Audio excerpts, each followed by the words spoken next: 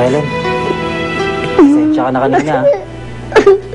Hindi ko naman kasi alam na babalik agad si Bianca eh. Alam mo, wala ka namang kasalanan kaya hindi ka dapat humingi ng dispensa. Sige na. Wala ka namang kasalanan. Dapat eh, Bianca yan ang humingi ng sorry sa akin eh. Ewan ko ba? Si Dave yung pinagbili na ng tatay niya. Pero parang ako pa nagiging yaya niya ngayon eh. Alam mo, hindi ka na dapat siya papatulan eh. Kaya lang tinagamay niya itong bata eh. Ganun talaga yun eh. Mapagpatul kasi yun. Sorry siya. Dahil mapagpatul din ako sa mga katulad niya. Alam mo, para wala na ng gulo, siguro ngayon lang muna kami dadaan.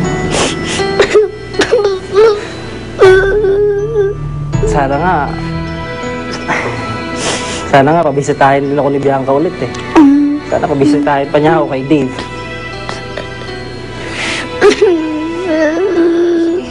Ay, mauna ka na. Oh, sige na, dito na kayo. Sige na, anak. Tama na yung iyak. Huwag ka mag-alala, babalita ko kayo palagi, ha? Yan na.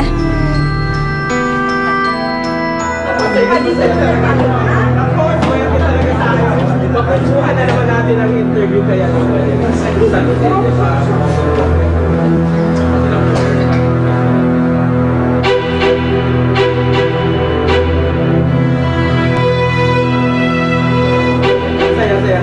Napakarami natin gagawin sa kanya. Napakailangan dyan. Nay, ganun po yun, di ba? Halika na, anak. Nay, pwede po ba magpasalamat po ako kay Gwyneth? Kasi hindi po nakakapag-thank you dun sa ginawa niya sa akin. Anak, kasi baka mamaya makita na naman natin siya sa Bianca eh. Mag-away na naman kaming dalawa. Halika na. Oh, doon na lang tayo sa likod dumaan. Tara. Halika. Nay, akala ko uuwi na tayo. Uuwi na nga tayo pero sa ibang daan tayo. Oh, dito na lang. Halika na. Gwyneth, hindi doon maging maganda paghihiwalayan yun ni Bianca. How true?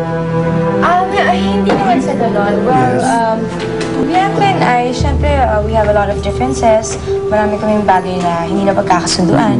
But of course, at the end of the day, she will always be my friend. So, hindi ko naman siya pwedeng iwan lang ng basta-basta. Di ba showbiz yan? Sabi nila, nag-ugat daw ang chismis na yan ng mapabalitan. Ang ama daw ng anak mo ay si Dave. Ay, totoo yan. Kayo talaga Ito yung tanong na dapat kailangan sagutin. si Bianca. Hindi mo magpa-interview. Pero pwede na rin yun, Mami, kasi kailangan talaga. Hindi, mabuti pa, ha? Magpunta kayo sa bahay namin bukas, ha? Magpa-lunch ako. Ma-interviewin si Gwyneth, ha? Masaya yun. Actually, may ganito ngayon, Mami, ha? Oo naman. Uy, asahan namin. Ay, yes, magkita-kita tayo bukas, ha? Mag-serve ako ng Japanese food. Ay! Tingera mamaya. O, sige, bukas na lang, ha? Sige, Mami. Thank you very much. Bye-bye.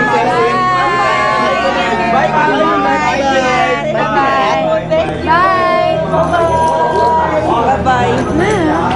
Lunch ka. Saan ka kukuha ng pera? Wala kang pera. Ay, di magsanla na naman ang mga jewelry ko. Magastos talaga ang publicity. Grabe. Saan na ba yun? Dito tayo po.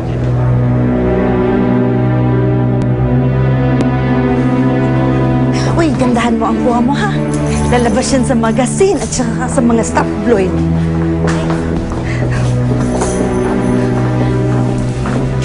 Excuse me, saan ang ICU? Ay, dito po. Sino pong... Ay, si Mr. Dave De Leon. Ay, naku, pinagbawal na po ni Miss Bianca ang tumanggap ng bisita eh.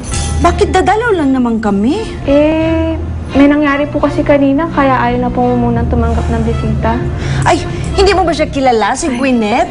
Ay, Close po. friend siya ni Dave at ni Bianca. Bawal po talaga. Well, the last time I checked, wala na siya sa Christmas list. So I don't consider her my friend anymore. Bianca, alam ko mahirap ang pinagdadaanan mo. Nandito lang naman kami para damayan ka eh.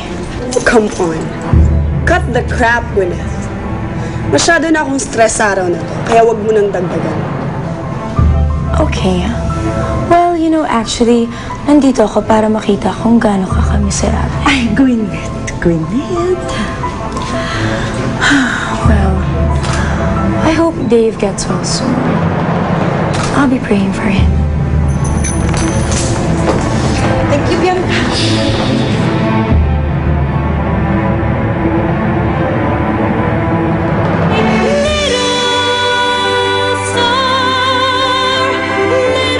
Hayop?